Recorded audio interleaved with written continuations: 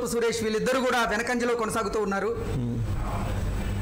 ఉమ్మడి ప్రకాశం జిల్లా clean sweep దిశగా టీడీపీ అడుగులు వేస్తూ ఉంది. దీన్ని ఏమంటారు సార్?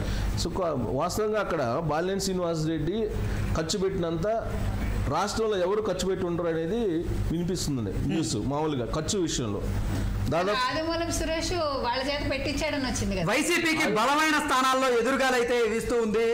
ఓవరాల్ గా ఉమ్మడి ప్రకాశం జిల్లాలో ఈసారి టీడీపీ క్లీన్ స్వీప్ చేసే దిశగా అడుగులు వేస్తూ ఉంది. ప్రకాశం జిల్లాలో మొత్తం 12 అసెంబ్లీ నియోజకవర్గాలు ఉంటే 12 అసెంబ్లీ నియోజకవర్గాల్లో కూడా టీడీపీ ముందంజలో కొనసాగుతోంది. మాజీ మంత్రి బాలినేని శ్రీనివాసరెడ్డి అలాగే ఆదిమూలపు సురేష్ వీళ్ళిద్దరూ కూడా వారి వారి అసెంబ్లీ నియోజకవర్గాల్లో వెనుకంజలో ఉన్నట్లుగా తెలుస్తూ ఉంది.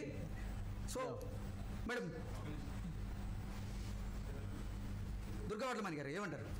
అదే చెప్తున్నామండి. ఇప్పుడు ఇంక మనం 9 దాటాక వాటికి వెళ్దాం. ఇప్పుడు ప్రకాశం ఎప్పుడైతే ఇదైందో ఇక్కడ ఆదిమూలపు సురేష్ డబ్బులు తను ఖర్చు పెట్టకుండా కింద వాళ్ళ చేత ఖర్చు పెట్టించాడని ఒక మాట కూడా వచ్చింది కదా.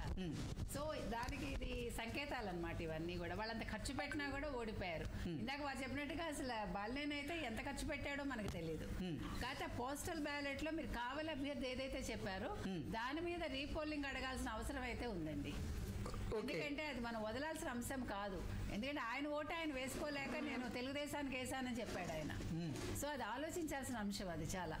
ఇప్పుడు ఎక్కడెక్కడైతే పోస్టల్ బ్యాలెట్లో వైసీపీ ముందంజలో ఉంటుందో అక్కడంతా కూడా ఒకసారి ఎన్నికల కమిషన్ దృష్టి పెట్టాలి ఏ రకంగా అలా జరిగింది అనేది. ఎందుకంటే ప్రభుత్వ ఉద్యోగులు అంత వ్యతిరేకత ఉన్నప్పుడు కొద్దిమంది మాత్రం వేసే అవకాశం ఉందా లేదా అనేది మనం తెలుసుకోవాలి.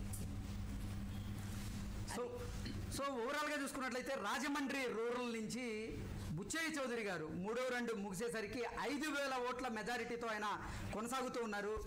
దీని మీద మీరు ఏమంటారు? ఇంకా టీడీపీ మనం ఆలోచించక్కర్లేదండి. కళ్ళు మూసుకుని మెజారిటీ వచ్చేస్తుంది అన్ని చోట్ల. బుచ్చయ్య చౌదరి గారు నెగ్గుతారని మనం ముందు నుంచి చెప్పుకున్నాము.